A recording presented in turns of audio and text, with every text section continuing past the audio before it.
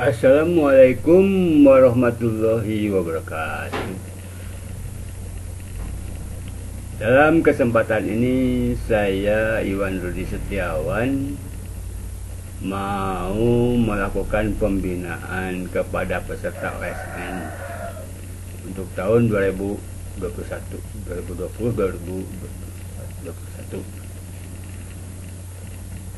Di sini akan yang dibahas adalah soal untuk nomor 21, 22, 23 dan 24 ya.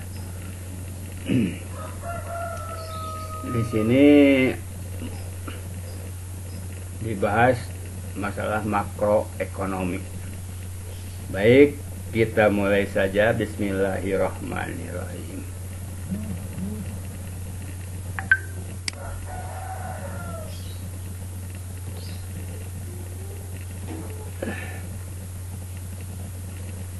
Jadi soal apa? Nomor 21. Beberapa kegiatan manajemen adalah sebagai berikut. 1. Memberi tugas, wewenang dan tanggung jawab orang yang bekerja dalam perusahaan. Yang kedua, menyusun struktur organisasi perusahaan. Yang ketiga, mengambil keputusan tentang cara-cara bekerja yang akan dilaksanakan. Yang keempat, mencapai sasaran sesuai dengan kebijakan. 5. Melakukan kegiatan yang telah ditetapkan. Berdasarkan kegiatan tersebut yang merupakan fungsi manajemen pengorganisasian, ya, ini di pengorganisasian adalah nomor A 1, 2, dan 3, B 1, 2, dan 4, dan C 1, 3, dan 4. Kemudian D-nya 2, 3, dan 5, dan E 2, 4, dan 5. Baik, kita lihat lagi fungsi manajemen menurut George R. Terry itu adalah disingkat jadi POAC. P-nya itu adalah planning, yaitu perencanaan. Jadi merencanakan di dalam organisasi tersebut. Kemudian setelah merencanakan organisasi tersebut, kemudian ada organizing atau pengorganisasian.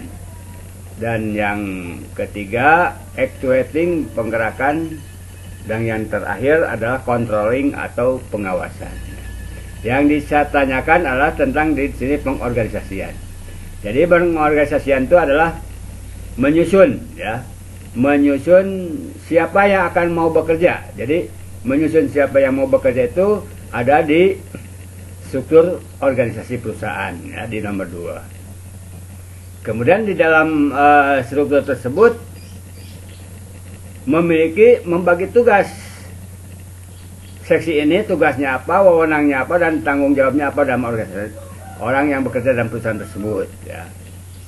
Kalau yang ketiga, mengambil keputusan, itu bukan pengorganisasian. Kemudian mencapai sasaran sesuai dengan kebijakan. Jadi dengan adanya tugas dan wewenang dan tanggung jawab itu adalah merupakan sasaran yang harus dilakukan, ya, sasaran yang harus dilakukan. Yang keempat, melakukan kegiatan yang telah ditetapkan. Ini namanya actuating, ya, actuating. Jadi berdasarkan hal ini, jawaban yang benar itu adalah 1, 2, dan 4. Ya, 1, 2, dan 4. Jadi membagi tugas, wewenang, tanggung jawab yang bekerja dalam perusahaan. Yang kedua, menyusun struktur organisasi perusahaan. Dan yang ketiga, mencapai sasaran sesuai dengan kebijakan. Kemudian soal 22. Let's take a look of this data assuming first year as baseline year, ya. Jadi data awalnya itu di tahun yang pertama. King of production, ya, kind of production, macam-macam produksinya itu good, ya. Barang X, barang Y. Produksinya, Q-nya Di tahun pertama barang X itu 600, di tahun kedua 1100. Barang Y 700, 400. Kemudian harganya untuk barang X di first year itu 50.000 dan 40.000 di tahun kedua. Yang barang Y di tahun pertama 30.000 dan di tahun yang kedua 100.000. According from data, ya, the real GDP in second year, ya. Jadi di tahun yang kedua, ya, di tahun yang kedua.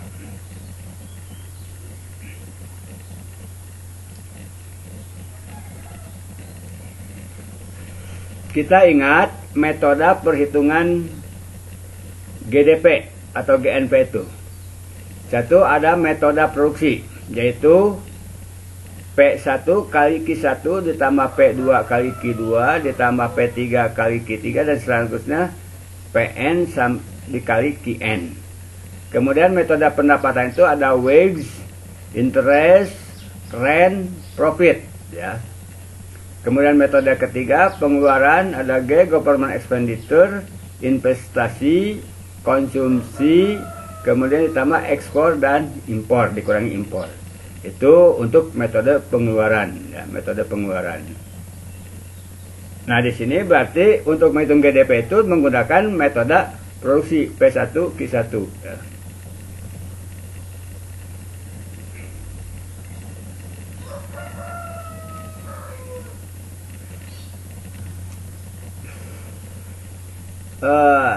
Ini lagi apa itu real GDP itu, ya.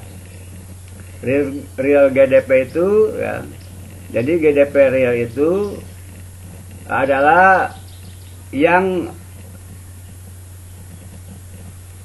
plus, ya, yang plus itu yang tahun pertama itu adalah GDP real, ya. GDP real.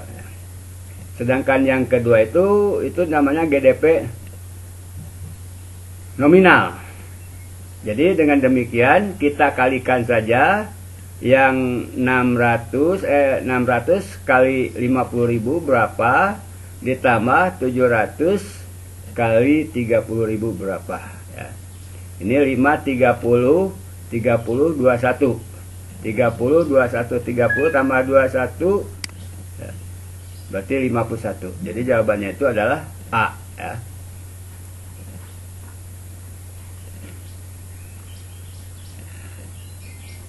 Kemudian di soal 23 ini masih GDP juga. GDP, perhatikan data berikut dengan asumsi tahun pertama sebagai tahun dasar, ya, seperti tadi, ya. Jenis produksinya barang X, barang Y. Tahun ke-1 barang X 600, tahun kedua 1100. Harganya 50.000 dan 40.000. Barang Y 700. Tahun pertama produksinya 400, produksi yang kedua harganya 30.000 dan 100.000.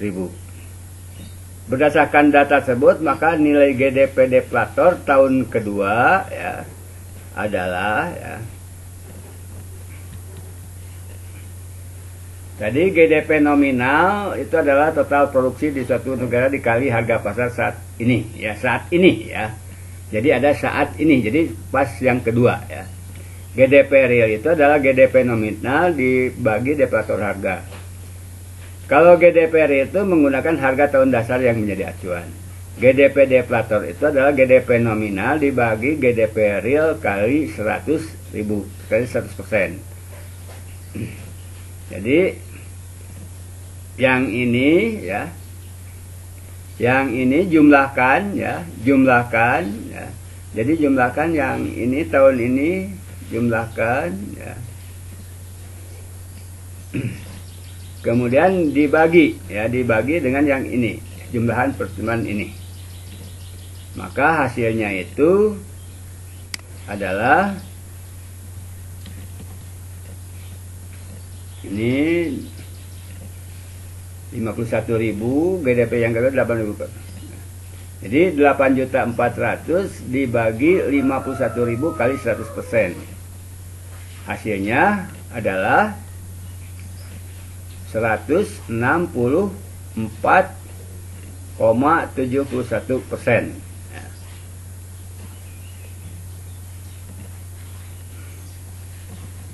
Kemudian kita lihat soal nomor 24. Ini tadi ya, menggunakan metode apa yang akan ini di negara Pandawa pada tahun 2019. Seperti informasi bagi berikut. Anggaran pemerintah APBN-nya 1.800 triliun. Pendapatan bunganya 600 triliun.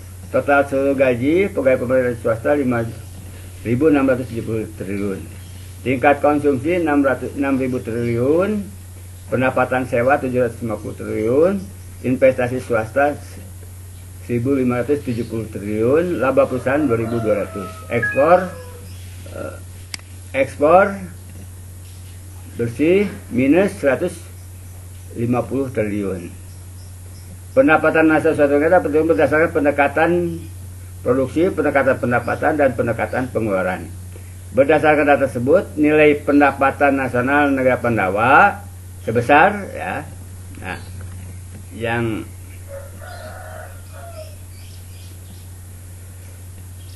yang ini cocoknya dihitung dengan metode pendapatan ya.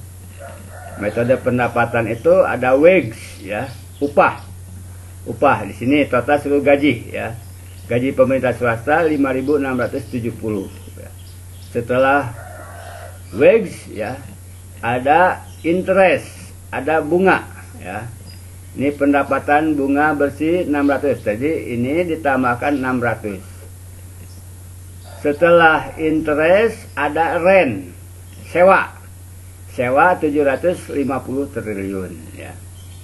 Dan setelah rent ada profit perusahaan, laba perusahaan 2.200. Sehingga kalau dijumlahkan menjadi, hitung sendiri ya, menjadi berapa ya? Menjadi 9.220.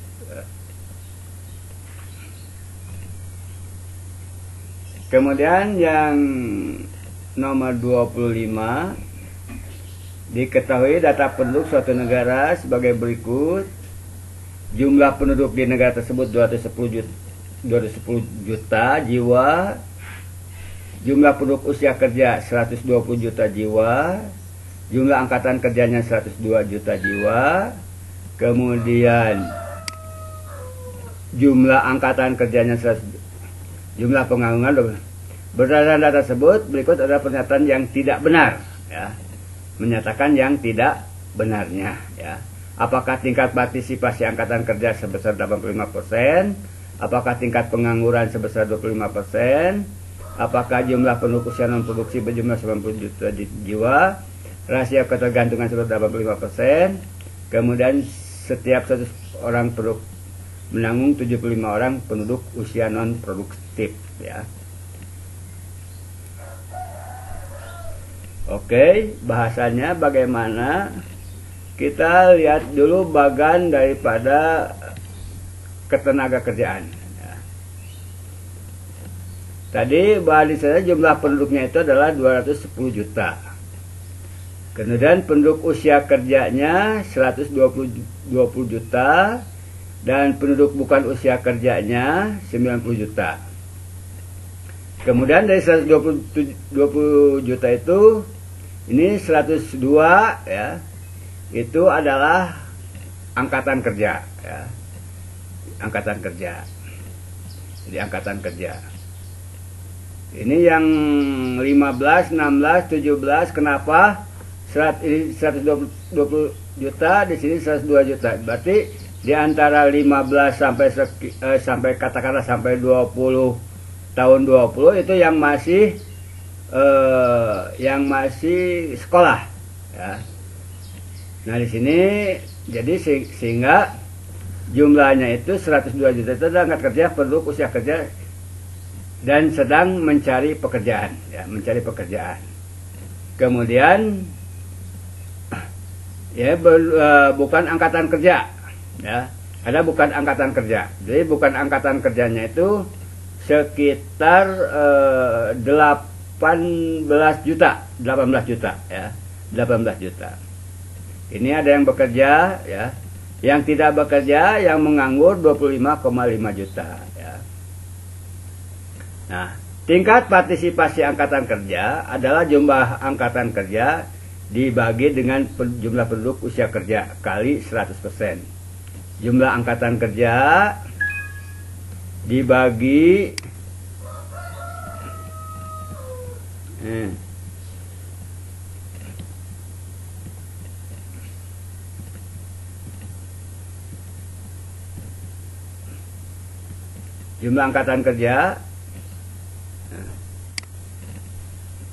jumlah angkatan kerja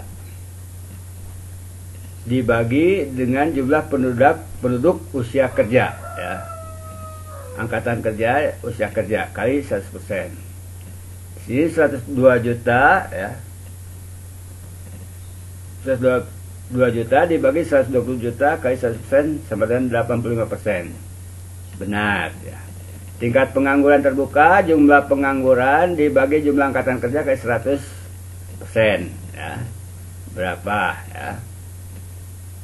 Dependensi rasio, ketergantungannya penduduk non produktif ini 100, ya. Jadi 90 juta per 120 juta kali 100 sama dengan berapa, ya? Nah, itu bisa dihitung sendiri. Jadi silakan dihitung sendiri, ya. Sekian, wassalamualaikum warahmatullahi wabarakatuh.